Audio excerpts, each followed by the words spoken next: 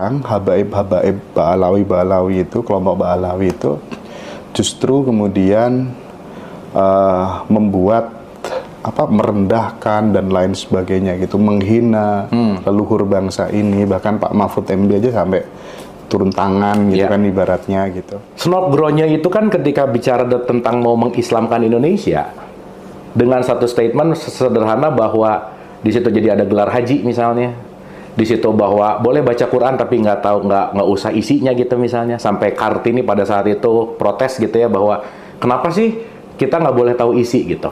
Bahwa kan dalam tanda petik dengan ulama seperti ulama quote and quote kalau kita bilang dengan bahasa kasar maaf ya palsu gitu, bahwa itu kan desain sebetulnya Mas, salah satunya gitu. Ulama palsu. Ulama palsu. Iya. Terus kemudian kantornya Ahmadiyah, Syiah, semuanya dari sana gitu. Artinya politik perselingkuhan politik dan agama itu cukup kental kan, Bu? Itu kan udah dari lama Mas. Itu pasti selalu ada. Jangan lupa ketika sesaat, ini lebaynya ya, sesaat Nabi Muhammad meninggal, yang pertama kali diributin sama sahabat kan siapa nextnya gitu. Iya. Bukan memakamkan dulu, tapi langsung who's next? Siapa berikutnya? Penggantinya gitu. Penggantinya.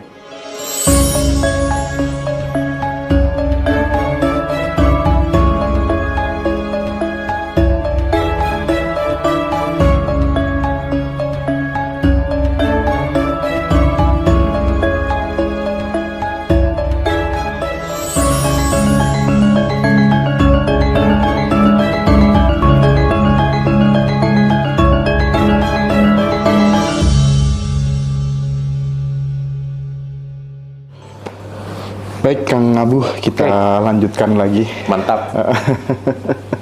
Jadi kalau sekarang kita melihat gitu ya, teman-teman itu kalau dulu ya ulama-ulama NU gitu Kang Abu selalu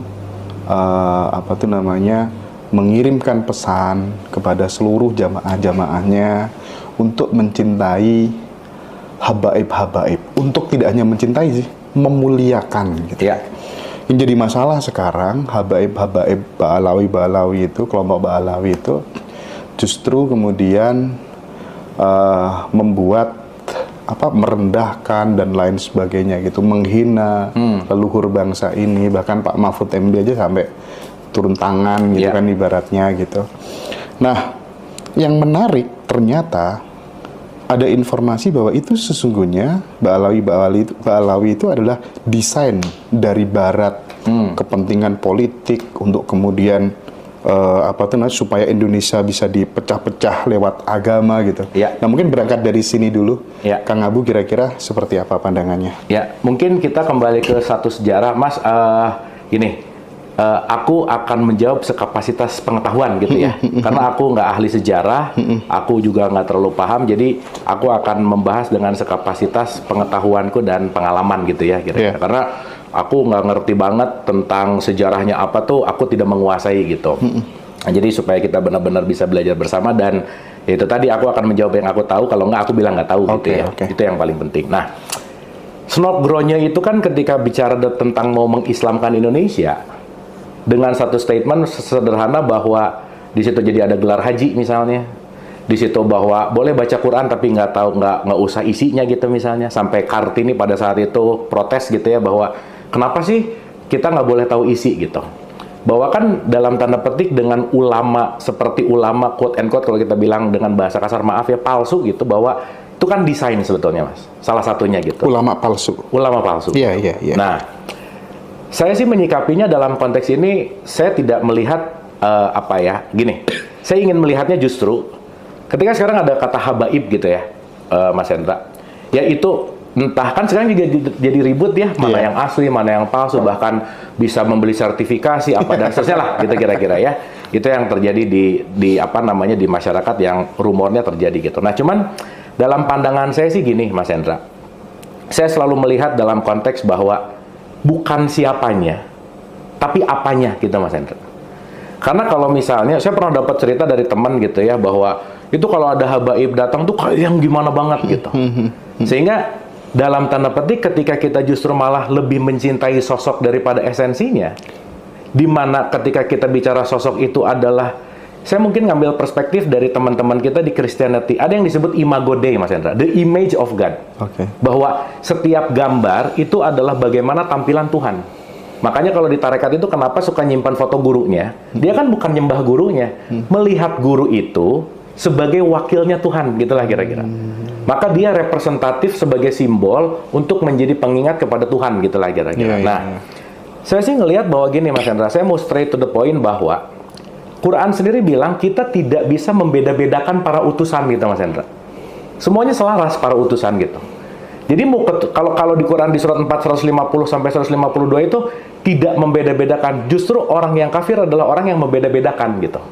Pertanyaan, kalau di hadapan Allah semuanya adalah para utusan dan tidak boleh membeda-bedakan, berarti keturunannya Adam sama keturunannya Nabi Muhammad kan nggak bisa dibedain dong sebetulnya. Secara dalam tanda petik kalau tidak membedakan gitu. Nah, jadi ya entah di situ nanti tetap ada hal baik, ya kita tetap respect lah, Mas gitu. Bahwa balik lagi bahwa bukan siapanya tapi kualitasnya gitu.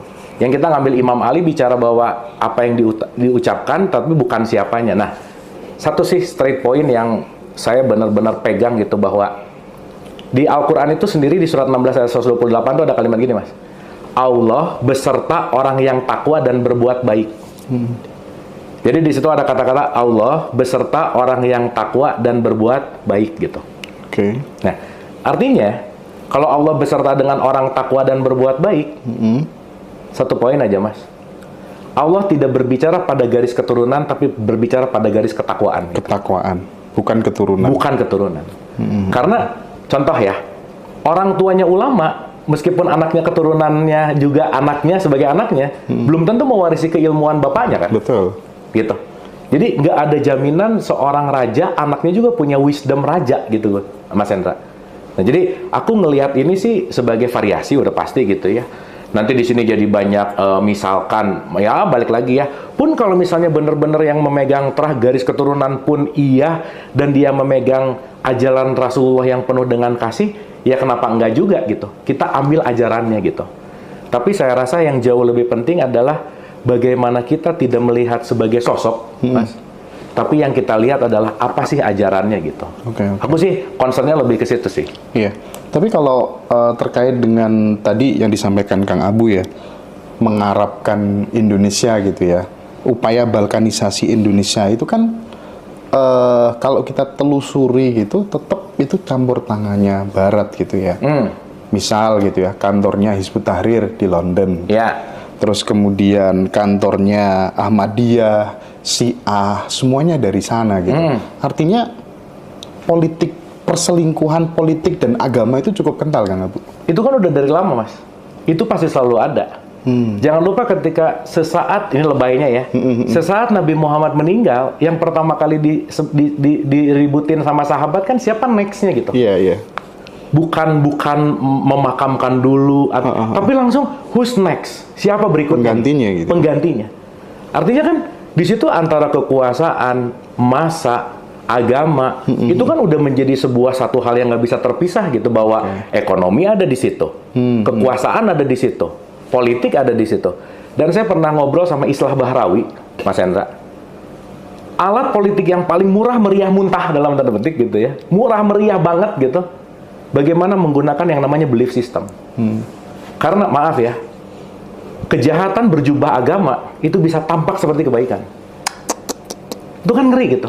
Apalagi dengan kita bicara dalam konteks figur otoritas, bahwa figur otoritas seorang yang agamawan apa dan lain-lain, tetapi di belakangnya memiliki kepentingan dan lain-lain, kata kuncinya kembali kepada bagaimana penguasaan sebagai sebuah kepentingan yang di situ pasti ada tujuannya, nggak pernah lepas kaitannya sama politik, kekuasaan, kepentingan. Ya disitulah permainan-permainan yang penting untuk kita waspadai sih sebenarnya, Mas Hendra. Oke. Gitu. Makanya kan gini, Mas, kenapa sih kita tuh penting berakal, Mas? Kenapa nalar ini penting untuk selalu dipakai gitu? Karena ketika si nalar ini lupa atau si nalar ini dalam tanda petik ya balik lagi ya, kita cuman ikut-ikutan, mengikuti dogma, mengikuti doktrin, ya akhirnya cuman ngikutin gelombang-gelombang yang kita bahkan nggak tahu bahwa kita dalam tanda petik ada dalam diperalat sebagai massa gitu misalnya. Kan itu yang menarik, Mas Hendra. Dan ya balik lagi ya, mayoritas yang kejadian. Kalau udah mayoritas kan, ya balik lagi ya. Suara terbanyak itu seakan-akan seperti benar gitu loh, Mas. Iya, iya. Itu aja sih. Kang, kalau di Arab Saudi sekarang kan tafsir itu udah mulai diubah, Kang. Ya. Jadi tafsir-tafsir lama, termasuk kemudian orang sudah boleh buka jilbab, Ya. kecuali di Haramain gitu ya. Ya. Ulama-ulama Wahabi mulai dipenjarakan gitu ya. Itu tuh artinya kan Arab sendiri sudah sadar gitu, bahkan pengen seperti orang Nusantara zaman dulu, sementara yang kita pengen mundur. seperti nah, Kita ngikutin siapa iya. sebenarnya? Itu tuh gimana menurut Kang Abu gitu, tafsir-tafsir yang sudah mulai diubah Ya, gitu? saya rasa Mas, itu terjadi suatu perubahan yang sangat revolusioner ketika kepemimpinan yang sekarang gitu. Iya, iya, iya. Karena mau nggak mau, suka nggak suka, bahwa segala bentuk apapun kan harus adaptif dengan perkembangan gitu loh Mas Hendra. Makanya kita penting untuk membedakan mana ajaran, mana budaya gitu misalnya. Ketika kita berbicara, katakanlah, ini adalah sebuah pakaian, misalnya, dan ini adalah ajaran, atau bahasa gampangnya gini lah, Nabi Muhammad sikat gigi pakai siwak, itu kan budaya. Iya. Ajarannya adalah bersih gitu Mas. Bukan berarti ketika kita sekarang ingin mencontoh dan menteladani Nabi Muhammad terus sikat giginya pakai siwak gitu, nggak gitu dong. Iya, iya, iya, iya. Karena segala sesuatu itu berlaku seiring dengan kedinamisan zaman. Kan yang nggak hilang itu adalah ajarannya sebetulnya. Pun representatif ajarannya menjadi teknologi misalnya, atau menjadi apapun yang bentuknya sekarang masuk ke dalam dunia modern dalam tanda petik, kan yang terpenting adalah nggak kehilangan ajaran murninya sebenarnya Mas. Nah, yang menarik adalah ketika sekarang Arab justru malah open mind, melihat keselarasan, melihat segala sesuatu yang bentuknya perlu perubahan, karena tahu bahwa ternyata esensinya bukan di pakaiannya gitu. Esensinya bukan di cara makannya gitu misalnya. Tapi tetap aja mengedepankan konteksnya yang disebut dengan yang namanya kebahagiaan misalnya, perdamaian gitu misalnya. Iya, iya, iya. Sehingga kalau kita bicara kan ada kalimat gini, saya lupa ya, salah satu syekh besar, bahwa belajarlah jadi manusia dulu sebelum beragama. Humanity before religion gitu Mas. Jadi manusia dulu. Mas Hendra, maaf ya, orang jahat beragama bisa makin jahat loh. Karena ketika di agama tahu ada jihad yang boleh ngebunuh agama lain, karena kalau dia punya sifat dasarnya pembunuh, beragama bisa makin membunuh nggak kira-kira? Iya. Betul nggak? Iya, benar. Berarti bukan agama yang merubah apapun, dia hanya jalan gitu. Tapi orangnya. Makanya saya selalu agak bicara gini sih Mas. Islam tuh kebanyakan dipeluk, nggak pernah dikerjain Mas. Makanya aku memeluk Islam, bener nggak? Iya, iya. Dipeluk mulu gitu. Tapi tidak disetubuhi gitu loh. Tidak disatu menjadi sebuah laku gitu kira-kira. Katakanlah begitu. Nah, jadi balik ke pertanyaan ke pertanyaan Mas Hendra tadi, bahwa ketika kita berbicara dalam konteks apapun tetap ranahnya adalah mana ajaran dan mana budaya gitu. Saya rasa gitu sih, Mas. Oke. Jadi kalau misalnya tetap bertahan dengan tafsir-tafsir yang kuno seperti itu, bisa jadi akan menjadi negara yang jadi akan terbelakang. Betul. Ya kan? Betul. Karena kan itu kan semua mengikuti zaman, Mas. Nah, zaman gitu. berarti agama-agama yang kemudian sudah tidak sesuai dengan kontekstual zaman bisa jadi usang dan ditinggalkan dong. Nah, sekarang kayak banyak gereja dijual misalnya. Ya kan? Kasaran kata gini Mas, kalau marketing agama ini nggak asik, siapa yang mau ngikutin? Iya ya. Gitu loh, dalam tanda petik ya. Sehingga kan perubahan zaman itu akan selalu ada kan. Selalu, setiap yang ada, pasti nggak ada akhirnya. Kita tuh manusia pernah nggak ada. Iya. Terus kalau kita nanti nggak ada juga ya udah aja sih gitu. Karena kan alamiahnya bahwa ya semuanya struktur alam semesta kan akan terjadi seperti itu gitu. Makanya kenapa concernnya tidak terletak gini loh. Agama itu kan bukan tujuan Mas, tapi jembatan. Jembatan menuju apa? Salah satunya katakanlah kesadaran gitu. Nah, ketika kita lupa menjadikan agama sebagai jembatan, akhirnya muternya di tafsir tadi. Akhirnya muternya di perbedaan dengan berantem terus gitu misalnya. Nah, maka itulah kenapa kita di era sekarang ini kan penting banget untuk menggunakan nalar gitu Mas. Critical thinking. Contoh aja, Gen Z sekarang tuh udah nggak bisa ditakut-takutin Mas Hendra. Kamu kalau nggak sholat dosa. Kamu kalau nggak sholat neraka gitu. Karena udah nggak logik. Udah bukan pendekatannya, udah bukan fairness gitu. Tapi understanding gitu. Pengertian gitu. Maka ketika pengertian itu hadir, saya rasa pintu gerbang perubahan seseorang datang dari pengertiannya dulu gitu. Pertanyaan, Terus kalau agama tanpa pengertian, akhirnya kan cuma jadi identitas gitu. Iya, iya. Itu sih Mas. Nah, Kang Abu kan juga concern belajar tentang Vedanta dan lain sebagainya gitu ya. Kalau di Buddha itu di surga ada bidadarinya nggak sih kira-kira? Surganya orang Buddha gitu. Kayaknya enggak deh. Oh, enggak. Nggak gini loh Mas. Salah satu kecenderungan masyarakat Arab pada saat itu adalah patriarki. Patriarki adalah merendahkan perempuan, ya kan? Dan pasti itu menggila-gilai lah dalam tanda petik. Jadi perempuan budak itu kan asal bisa ditundukkan, dipakai quote and quote, udah gitu. Sehingga punish and reward laki-laki supaya dia mau ke surga nanti dikasih perempuan deh. Oh, gitu ya ceritanya ya. Iya. Jadi dalam konteks untuk bahwa oke, nanti laki-laki aku akan di sana. Kan ini kasihan Mas, maaf ya, ini banyak banget loh yang nanya bahwa Kang kenapa ya nggak adil, terus kalau kita perempuan gimana nggak dapat bidadara katanya gitu Mas Hendra. Quote and quote gitu. Ya padahal kan ya kalau kita bicara dalam konteks ini ya itulah kenapa kita penting untuk melihat dalam konteks yang namanya perumpamaan gitu. Nah jadi level paling rendah memang ada yang namanya punish and reward, terus ya dikasih ya apa ya, kalau kamu mendapatkan nanti hadiahnya ini gitu, di surga ada inilah dan seterusnya gitu. Karena pada saat itu adalah mau mengajak supaya setidaknya melakukan dulu gitu. Tapi kalau kita udah mulai memahami surga dan neraka sebagai non geografis, kan kita akan ngerti bahwa surga neraka bukan nanti gitu loh, tapi selalu hadir utuh di sini saat ini gitu. Gitu sih Mas. Oke, aku tadi lupa mau tanya soal apa tuh namanya kematian gitu ya. Ya. Kang Abu tadi waktu sama Gus Baraja sempat menyinggung soal kematian. Kematian itu peristiwa air yang membeku menjadi es dan menguap lagi menjadi air gitu. Bagaimana perjalanan kematian itu menurut Kang Abu? Kan Kang Abu sering mengatakan mati itu tidak ada gitu. Sementara dari kecil, oh kita nanti akan mati, kita akan dihisap, kita akan dibangkitkan. Itu bagaimana Kang? Ya, gini Mas. Kita melihat perspektif mati ini dari beberapa unsur dulu gitu. Oke. Kita tahu bahwa kita ini punya diberikan tubuh fisik yang punya aplikasi namanya jiwa. Tapi diri kita sejati itu adalah sang kesadaran. Jadi aku sekarang membahasakan supaya mudah dicerna, ruh itu apa sih? Sang kesadaran Mas. Sang kesadaran. Sang kesadaran itu yang menyaksikan. Pertanyaan, sang kesadaran kan nggak pernah mati. Iya. Betul nggak? Iya. Sehingga kenapa sih ada kata-kata antamutu qobla mutu, belajar mati sebelum mati? Ini apa maksudnya? Satu.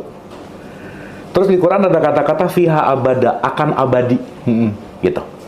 Sementara kalau kita melihat dalam concern diri kita yang sejati, yang katakanlah itu sang kesadaran, kita bicara masalah energi, salah satu hukum energi itu adalah nggak bisa diciptakan, nggak bisa dimusnahkan, dia hanya bisa melakukan transformasi gitu. Jadi kenapa saya bilang kematian itu hoax dalam tanda petik?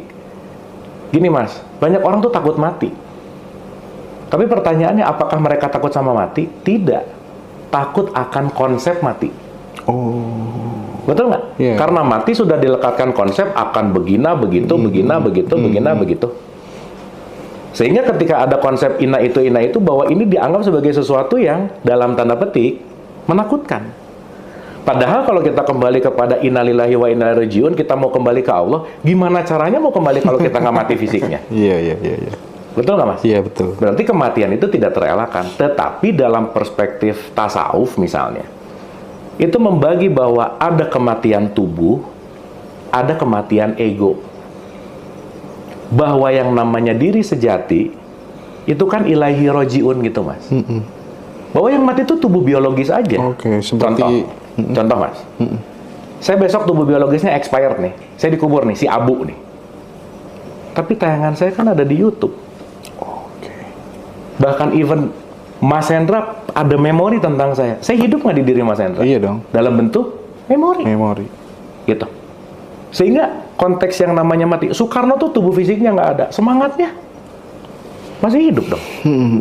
Sehingga kalau kita ngelihat yang lebih holistik, yang lebih luas tentang kematian, maksud hoax tadi adalah, atau kematian itu nggak ada tadi, itu adalah bahwa kematian itu hanya off-nya atau berhentinya tubuh biologis gitu.